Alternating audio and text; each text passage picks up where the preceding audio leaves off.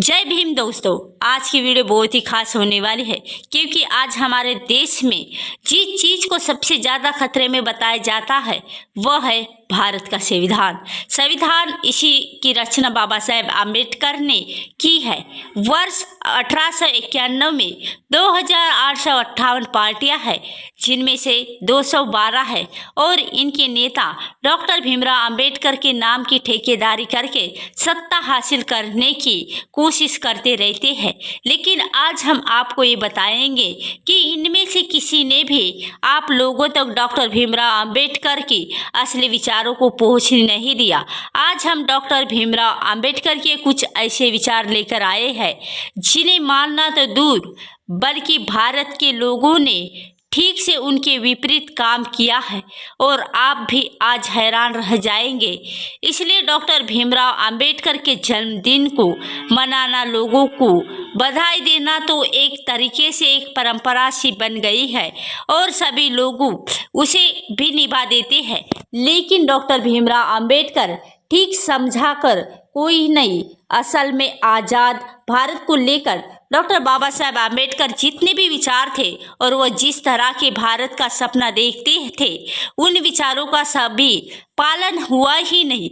Doctor Bhimrao Ambedkar मानते थे कि कोई भी नेता देश से बड़ा नहीं होता और इसलिए किसी भी नेता की मूर्ति लगाकर उसकी पूजा करना इस देश के नागरिकों के लिए सही नहीं होगा। यानी डॉक्टर अंबेडकर नेताओं की प्रतिमा लगाकर उन्हें स्मरण करने के खिलाफ थे।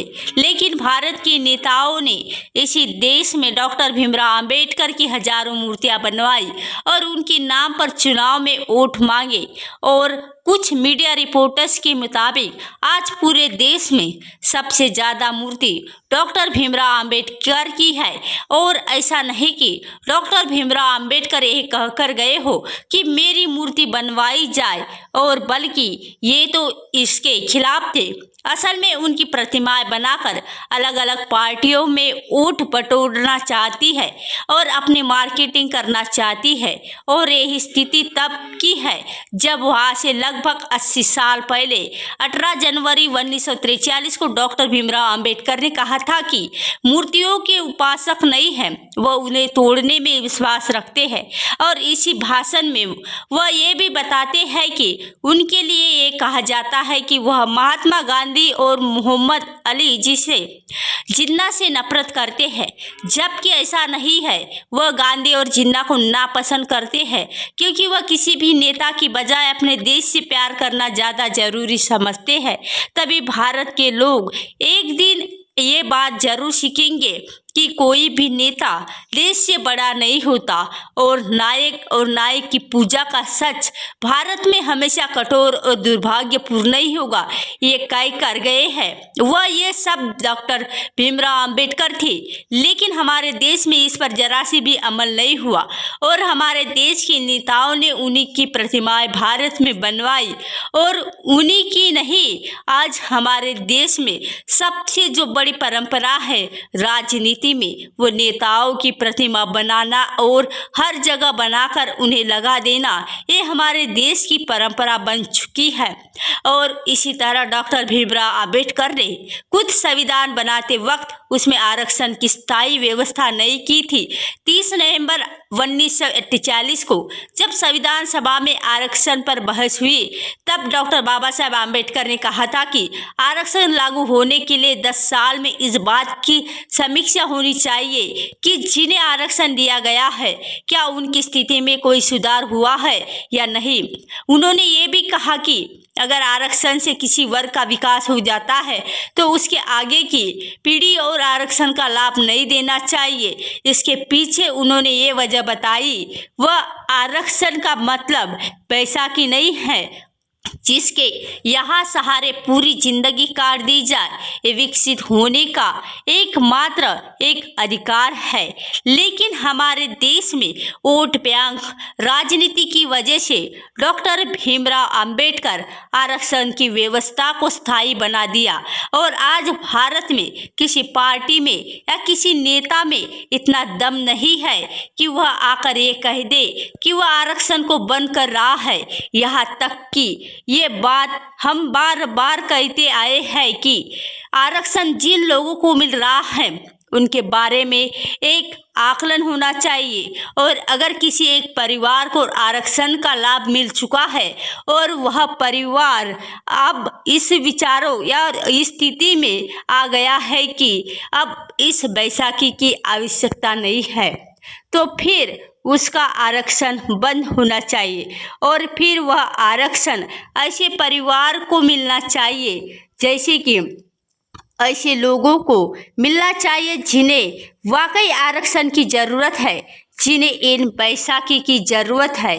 तो आज हमारे देश में किसी पार्टी की हिम्मत नहीं है कि डॉक्टर बाबा साहब आम्बेडकर के जो अनुयायी है, यानी डॉक्टर बाबा साहब भीमराव आम्बेडकर के नाम पर जो राजनीति कर रहे हैं, उनमें भी ये हिम्मत नहीं है कि वो डॉक्टर बाबा साहब आम्बेडकर के इस विचार को अपने लोगों के सामने स्वीकार कर ले कि कोई इसके बारे में बात भी नहीं करेगा, क्योंकि जैसे ही वो ऐसा करेगा चुनाव हार जाएंगे। इसलिए डॉक्टर भीमराव आम्बेडकर ने तो आरक्षण को समाज के सुधारने के लिए पेश किया था, लेकिन देश में के सामने लेकिन उनके नेता और चेलों के उनके शिष्यों ने इसे चुनाव जीतने का एक फार्मूला बना दिया है। तभी डॉक्टर भीमराव आम्बेडकर हमारे देश के लोगों के और उनके इस विचारों को भी कभी नहीं अपनाया। वर्ष 1949 में जब संविधान सभा में दिए अपने आखिरी भाषण में डॉक्टर बाबा साहब आम्बेडकर ने कहा था कि भारत को अगर आगे बढ़ाना है तो उसे प्रजातंत्र में विरोध जताने की उन परंपराओं को छोड़ना होगा और जिनमें सत्याग्रह और असहयोग जैसे आंदोलन किए जाते हैं। तभी डॉक्टर भीमराव आम्बेडकर ने कहा था कि जब लोग संवैधानिक अधिकार और लोकतांत्रिक व्यवस्था होते हुए भी पारंपरिक आंदोलन को विरोध के तरीके के रूप में अपनाएंगे तो फिर आज़ादी का कोई मतलब नहीं रह जाएगा।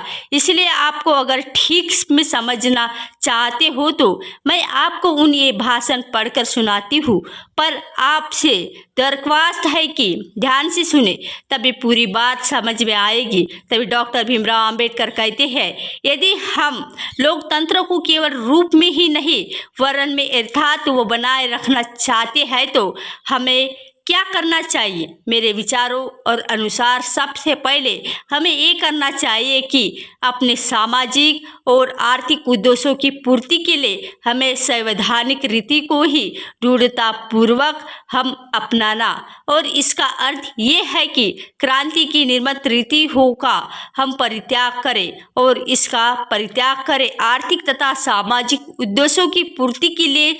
जब कोई मार्ग का न रहे तब वो इन संवैधानिक असंवैधानिक रीतियों का अपनाना बहुत कुछ रूप में न्यायपूर्वक हो सकता है, और इसलिए जब संवैधानिक रीतियों का मार्ग खुला हुआ है कि इस अवसंवैधानिक रीति हो या अपना ना कभी न्याय संगत नहीं होना सकता, और यही रीति अराजकता के सूत्रपात और अतिरिक्त और कुछ नहीं है, और जितना शीघ्र इतना परित्याग किया जाए उतना ही हमारे लिए अच्छा होगा। ये बात डॉक्टर भीमराव आम्बेडकर ने इसलिए कही क्योंकि उनके मुताबिक जब इस तरह की संविधान और संविधान की अवज का जो दौर चल रहा था, असहयोग आंदोलन चल रहा था और सत्याग्रह चल रहा था। तो दोस्तों आज का वीडियो बस इतना ही। इस वीडियो के बारे में क्या राय है तो नीचे कमेंट बॉक्स में बताइए, और वीडियो अच्छा लगा तो वीडियो को लाइक करके अपने दोस्तों के साथ शेयर जरूर करें। आम्बेडकर को मानने वाले हमारे इस चैनल को सब्सक्राइब अवश्य करें।